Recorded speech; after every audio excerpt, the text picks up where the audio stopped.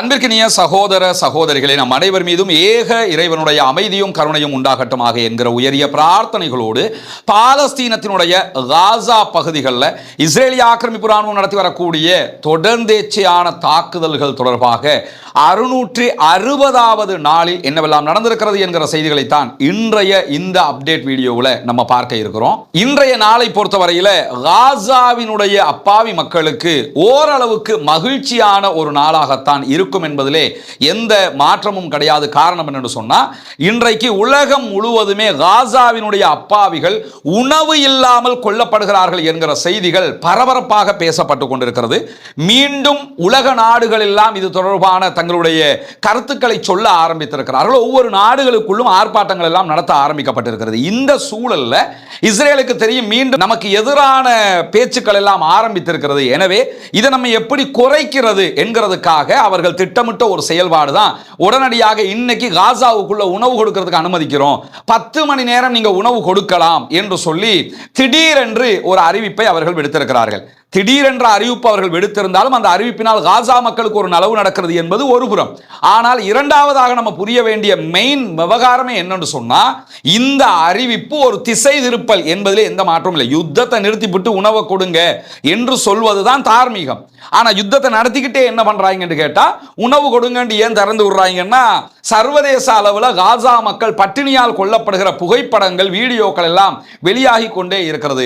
அதை தணிப்பதற்கான செயல்பாடு தான் இது. இதே நேரத்தில் இன்றைக்கு உணவு வழங்கப்பட்டது என்பது ஜோர்தான் பார்டர் வழியாகவும் ஈஜிப்டினுடைய ரஃபா பார்டர் வழியாகவும் ஓரளவுக்கான உணவுகள் வழங்கப்பட்டிருக்கிறது. லாரிகள் உள்ள வந்திருக்கிறது. அந்த காட்சிகளும் இன்றைக்கு வெளியாகி இருக்கிறத நீங்க பார்க்கலாம். இது ஜோர்தான் பார்டரால உள்ள வருகிற காட்சிகளை தான் நீங்க பார்க்கறீங்க. இன்றைக்கு உள்ளே வரக்கூடிய இந்த உணவுகள் ஜோர்தான் பார்டராக இருந்தாலும் சரி, ஈஜிப்டுடைய பார்டராக இருந்தாலும் சரி, இதை திறக்கிற அதிகாரம் ஜோர்டானுக்கும் ஈஜிப்டுக்கும் இருக்குது. உள்ள போனதுக்கு அப்புறம் என்ன நடக்கும்ங்கிறது ரெண்டாவது. ஆனா அவங்களே திறக்காம மூடி வைத்திருக்கக்கூடிய சூழல் இருக்கிறது. கேட்டா எங்களுக்கு இஸ்ரேல் திறக்க அனுமதிக்கலங்கிறாங்க. பார்டர் உன் கையில இருக்குதுன்னா திறந்துட வேண்டியதானே என்கிற கேள்விதான் உலகம் முழுவதும் எழுப்பப்படுகிற நிலையில இதை தாண்டி இன்றைக்கு ஏர்ட்ரூப்பும் செய்யப்பட்டிருக்கிறது என்கிற காட்சிகளும் இன்றைக்கு வெளியாகி இருக்கிறது. இன்றைக்கு ஜோர்டானுடைய விமானங்களும் அதே போன்று UAE ஐக்கிய அரபு அமீரகத்தினுடைய விமானங்களும் இன்னைக்கு உணவுகளை பாராசூட் வழியாக ஏர்ட்ரூப் பண்ணியிருந்தாங்க. கிட்டத்தட்ட 25 டன் உணவுகள் ஏர்ட்ரூப் வழியாக வழங்கப்பட்டிருக்கக்கூடிய செய்திகளும் வெளியாகி இருக்குது. இதில் நீங்க என்ன பார்க்கணும்னா, ஏர்ட்ரூப் பண்ணுவதை ஐநாவே இன்றைக்கு எதிர்த்திருக்கிறார்கள். அதை நீங்க பண்ணாதீங்க, பெரிய ஆபத்துக்கள் எல்லாம் உருவாகி கொண்டிருக்கிறது, அங்கே உயிர் பலிகள் ஏற்படக்கூடும் என்கிற செய்திகளை நேத்தே நம்ம இதை புரிய வச்சிருந்தோம். இப்படியான ஒரு சூழல்ல தான் UAEயும் ஜோர்டானும் இன்றைக்கு ஏர்ட்ரூப் பண்ணியிருக்கிறாங்க. இத்தனை நாளா பண்ணாம திடீர்னு இன்னைக்கு தான் அவங்களும் பண்ணிக்கிட்டு இருக்கிறாங்கன்னா எல்லோருமே நடிக்கிறார்கள் என்பதையும் நம்ம புரிஞ்சுக்கிறோம். அதுல நீங்க பாத்தீங்கன்னா ஏர்ட்ரூப் 12 ஆயிடுச்சு. வெறும் 25 டன்னு தான் கொண்டு வந்து அவங்க போட்டுக்கிறாங்கன்னு சொன்னா, ஏன் பண்றது பண்றிய ஒரு 500 டன் உணவையாவது போட்டலாமா இல்லையா? போட்டு ஆயிடுச்சுன்னு அள்ளி கொட்டிட வேண்டியதானே. அதை கூட அவங்க செய்யல. வெறுமனே 25 டன் உணவுகள் தான் ஏர்ட்ரூப் பண்ணப்பட்டிருக்கக்கூடிய சூழல் இன்றைக்கு உருவாகி இருக்கிற நிலையில தான் ஐநாவினுடைய நிபுணர் இந்த ஏர்ட்ரூப் பண்றதை நிறுத்திட்டு காசா பார்டரை திறந்து விடுங்க, அதனூடாக உள்ளே உணவுகளை கொண்டு வருவதற்கு அனுமதிக்க வேண்டும் என்று சொல்லியிருக்கக்கூடிய சூழல்ல காசாவினுடைய உள்விவகார அமைச்சகம் இன்றைக்கு வெளியிட்டிருக்கக்கூடிய அறிவிப்பில் என்ன சொல்லியிருக்கிறாங்கன்னு சொன்னா, கிட்டத்தட்ட ஒரு நாளைக்கு குறைந்தது 600 லாரிகள்ல உணவு வேணும். அதுக்கு குறைய நீங்க உணவெல்லாம் கொடுத்து காசா மக்களை கண்ட்ரோல் பண்ண முடியாம இருக்குது. ஏன்னா 25 லட்சம் மக்கள் இருக்கிறாங்க. 25 லட்சம் மக்களுக்கு குறைந்தது ஒரு நாளைக்கு ஒரு 2500 லாரியாவது உள்ள வரணும்.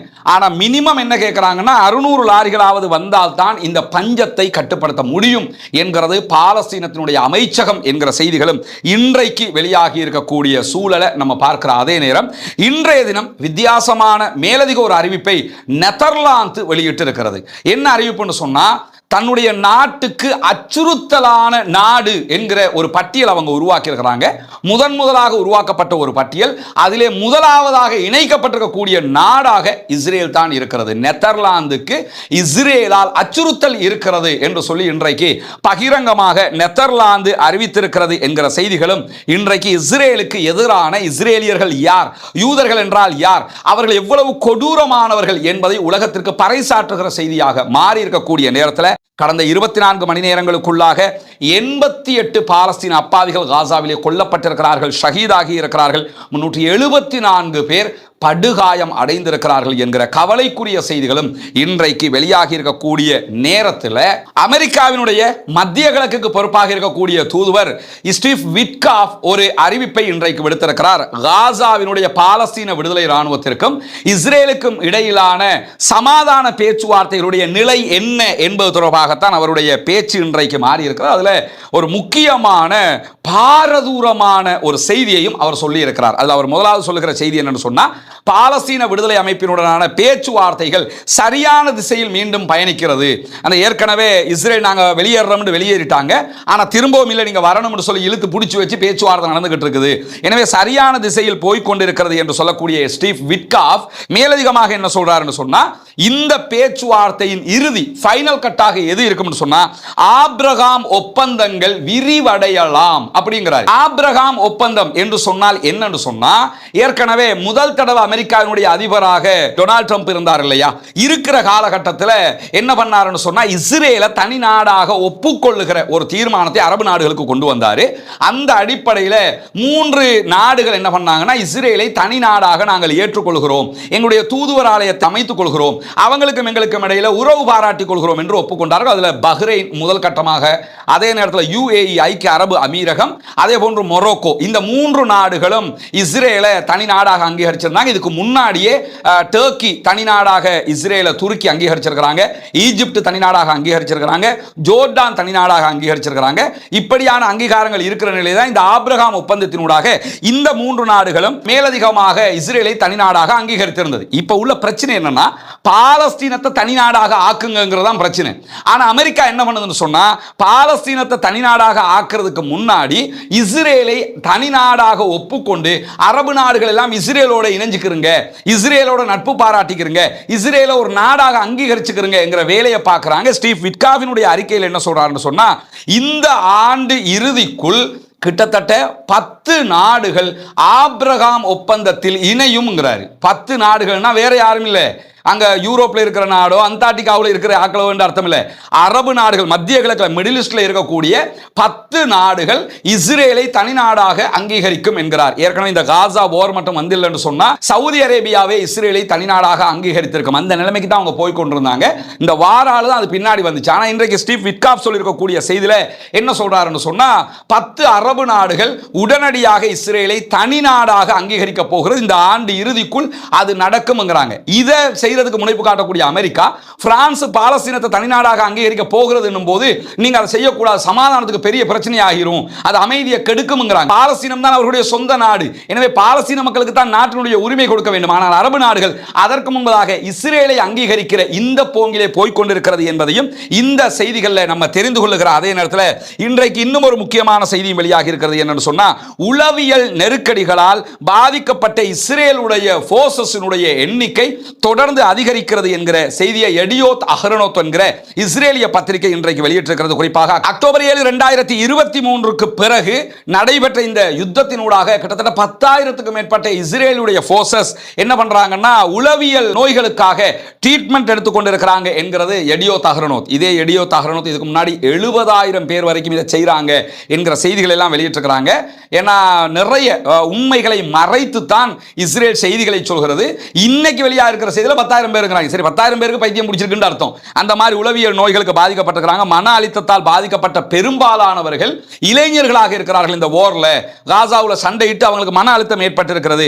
குறிப்பாக அக்டோபர் 7 முதல் இந்த நெருக்கடிகளால் பாதிக்கப்பட்டவங்க, அதே போன்று கொல்லப்பட்டவங்க மொத்தமாக 19,000 பேர் இருக்கிறார்கள் என்கிறது இஸ்ரேல். ஒரு கடத்தில் 13,000 பாங்க, ஒரு கடத்தில் 70,000 பாங்க, ஒரு கடத்தில் 19,000 பாங்க. இப்ப 19,000 பேர் கொல்லப்பட்டிருக்கிறார்கள். யுத்தத்திலையும் உளவியல் நோய்களாலும் கொல்லப்பட்டிருக்கிறாங்க என்கிற செய்திகளை இஸ்ரேல் இன்றைக்கு வெளியிட்டிருக்கிறார். அதே நேரம் 12,000க்கும் மேற்பட்டவர்கள் உளவியல் நெருக்கடிகளுக்கு தொடர்ந்து சிகிச்சை எடுத்து வருகிறார்கள் என்கிற செய்திகளும் வெளியாக இருக்கு. மொத்தத்தில் காசா அப்பாவிகளை அழிக்க சென்றவர்கள் உளவியல் நோய்களுக்கு உள்ளாகி தத்தளித்துக் கொண்டிருக்கிறார். ஆனால் காசாவுடைய மக்கள் நீங்க எடுத்துக்கிட்டீங்கன்னா 75,000க்கும் மேற்பட்டவங்க கொல்லப்பட்டிருக்கிறாங்க, 1,40,40,000க்கும் மேற்பட்டவங்க படுகாயம் அடைந்திருக்கிறாங்க, முழு நாடு அழிக்கப்பட்டிருக்கிறது.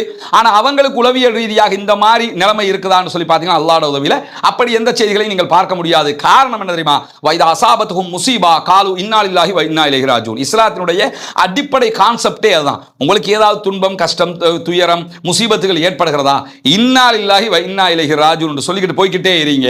மௌத்தா போனா மட்டும் சொல்றது இல்லை. இது என்ன கஷ்டம் வந்தாலும் இன்னா லில்லாஹ், என்ன மகிழ்ச்சி வந்தாலும் அல்ஹம்துலில்லாஹ். அந்த ஒரு தத்துவம் அவர்களிடத்தில் இருக்கிறதுனால, இஸ்லாத்தினுடைய அடிப்படையை புரிந்திருக்கிற காரணத்தினால இவ்வளவு அழிவுகள் ஏற்பட்டும் அவர்களால் நெஞ்சை நிமிர்த்தி நிற்க முடிகிறது. ஆனால் இஸ்ரேலிய ஆக்கிரமிப்பு ராணுவத்தினால துவண்டு போய் இருக்கக்கூடிய காட்சிகள் நம்ம பார்க்கிற அதே நேரத்தில் இன்றைக்கு இஸ்ரேலுடைய முக்கியமான ராணுவ அதிகாரி ஒருவரை மேற்கோள் காட்டி எடியோத் அஹ்ரோனோத் இன்னொரு செய்தியை வெளியிட்டிருக்கிறார்கள் இஸ்ரேலுடைய பத்திரிகை. காசாவினுடைய போர் என்பது மிக மிக ஆபத்தானது, யுத்தத்தை முடிவுக்கு கொண்டு வாருங்கள் என்று அரசாங்கத்தை தொடர்ந்து நாங்கள் கேட்டுக்கிட்டு இருக்கிறோம். காசாவினுடைய யுத்தம் முடிவுக்கு வரணும். காரணம் என்னன்னு சொன்னா, அங்க இருக்கிற நம்முடைய படையைச் சேர்ந்தவர்கள் எப்பொழுதுமே மிக உச்சகட்ட ஆபத்தில் இருக்கிறார்கள். காசா பகுதியில் ஒவ்வொரு நாளும் எங்களுடைய வீரர்களுடைய உயிர் வீணாக இழக்கப்பட்டு கொண்டிருக்கிறது.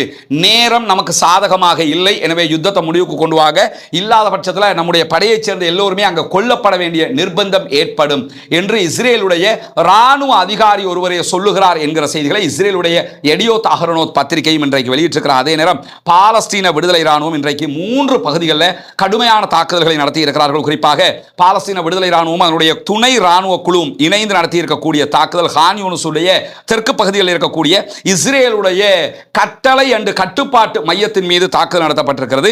கான் யூனிஸ்ல கொல்லப்பட்ட இஸ்ரேலுடைய படையைச் சேர்ந்தவர்களுடைய எண்ணிக்கை 3ஆக அதிகரித்திருக்கிறது இன்னொரு தாக்குதல்கள் என்று சொல்றாங்க. 3 பேர் மேலதிகமாக கொல்லப்பட்டிருக்கிற அதே நேரத்தில் கான் யூனிஸ்ல நடைபெற்ற மேலதிகமான ஒரு தாக்குதல்களை இஸ்ரேலிய ஆக்கிரமிப்பு ராணுவத்தினுடைய மேலதிகமான இன்னும் ஒரு சிப்பாய் கொல்லப்பட்டிருப்பதாகவும் அவர்கள் ஒப்புக்கொள்கிறார்கள் என்கிற செய்திகள் வெளியாக இருக்கிறது. கோலானி படைப்பிரிவை சேர்ந்தவன் தான் இப்படி கொல்லப்பட்டிருக்கிறார் என்கிற செய்திகளையும் பார்க்க முடிகிறது. எனவே மொத்தமாக குறைந்தது 4 பேர் கொல்லப்பட்டிருக்கிறார்கள் என்கிற நிலையில கான் யூனிஸ்ல ஆரம்பமாக நடந்த தாக்குதல்களில் எத்தனை பேர் கொல்லப்பட்டிருக்கிறார்கள் என்கிற செய்திகள் இதுவரை வெளியாகவில்லை. இந்த சூழலை நமக்கெல்லாம் தெரியும். காசாவில் உணவு கொடுங்க, காசா மக்களுக்கு உணவு கொடுக்காம இருக்கக்கூடாது என்று சொல்லி காசா மீதான கடற்படை முற்றுகையை உடைப்பதற்காக ஏற்கனவே ஃப்ரீடம் ஃப்ளோட்டிலா கப்பல்ல தன்பர்க் அவங்க வந்ததை போல இந்த தடவையும் என்ன பண்றாங்கன்னா ஹம்தலா என்கிற ஒரு கப்பல்ல நிறைய சகோதரர்கள் இணைந்து உணவுகளை எடுத்துக்கொண்டு நாங்கள் காசாவுக்கு வர்றோம் என்று வந்தாங்க.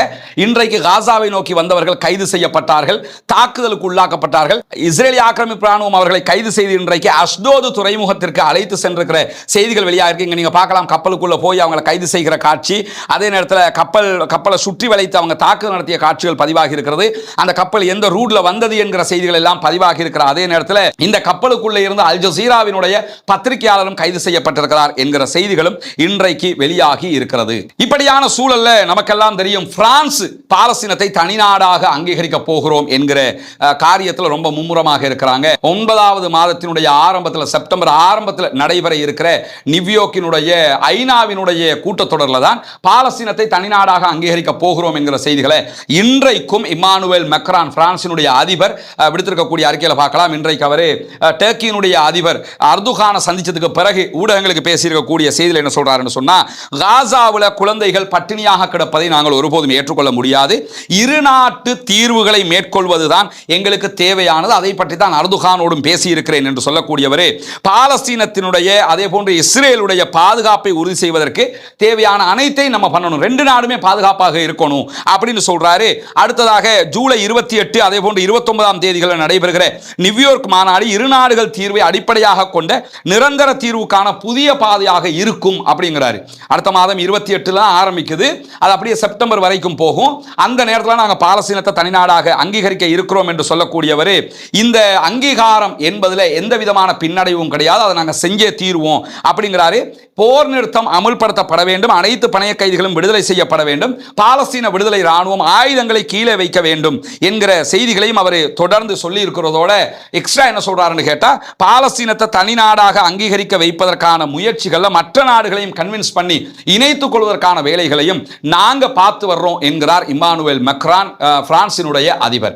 இந்த நிலையில தான் ஒரு டவுட் நமக்கு என்ன வருதுன்னு சொன்னா, இதே மாதிரியான அதை அங்கீகரிக்கிற நிலைக்கு வருகிற போதுதான் இஸ்ரேல் ஈரான் மீது தாக்குதல் நடத்தி அமெரிக்காவும் தாக்குதல் நடத்தி அதை நாசமாக்கி இருந்தாங்க. இப்ப நீங்க பாத்தீங்கன்னா இந்த பிரான்சினுடைய செய்தி மேலே எழும்பி வருகிற நேரத்தில் நாங்க இந்த உணவு கொடுக்கிறோம், வாசலை திறந்து விடுறோம் என்ற தராங்க. அப்படின்னா சில நேரங்களில் என்ன பண்ணலாம்னா, காசாவுக்கு தேவையான மனிதநேய உதவிகள் எல்லாம் நாங்கள் கொடுத்துக்கிட்டு இருக்கிறோம், அங்கே யாரும் பட்டினியாக இல்லை, நாங்களும் சரியாக தான் இருக்கிறோம், பாலஸ்தீனத்தை நீங்கள் தனிநாடாக அங்கீகரிக்க வேண்டிய அவசியம் இல்லை, நாங்களே அதை பார்த்துக்கிறோம் என்கிற ஒரு பிம்பத்தை கூட இஸ்ரேல் உருவாக்குவதற்கான வாய்ப்புகள் நிறையவே இருக்கிறது. பொறுத்திருந்து பார்ப்போம் சவுதி அரேபியா போன்ற நாடுகள் என்ன செய்ய போகிறது. இம்முறையாவது பிரான்சை பாலஸ்தீனத்தை தனிநாடாக அங்கீகரிக்க வைக்கிற அந்த முனைப்பில் வெற்றி பெறுமா இல்லையா என்பதையெல்லாம் நம்ம பொறுத்திருந்து பார்க்க முடியும். பாலஸ்தீனம் வெற்றி பெற வேண்டும், பாலஸ்தீனம் சுதந்திரம் அடைய வேண்டும், பாலஸ்தீன அப்பாவிகளும் நம்மை போன்ற நிம்மதியானவர்களாக மாற வேண்டும், வாழ வேண்டும் என்கிற உயரிய பிரார்த்தனைகளோடு பாலஸ்தீன மக்களுக்காக பிரார்த்திக்கிறார். அதே நேரம் இஸ்ரேல் ஆக்கிரமிப்பு ராணுவத்திற்கு எதிராக குனூத்து நாசிலாவை ஓத மறந்து விடாதீர்கள் சகோதரர்களே, அன்பர்களே, நண்பர்களே, தாய்மார்களே என்கிற கோரிக்கைகளோடு பாலஸ்தீன மக்களுக்காக ஜனநாயக ரீதியாகவும் குரல் எழுப்புவோமாக. வாஹிர் தஅவானா அல்ஹம்துலில்லாஹி ரப்பில் ஆலமீன்.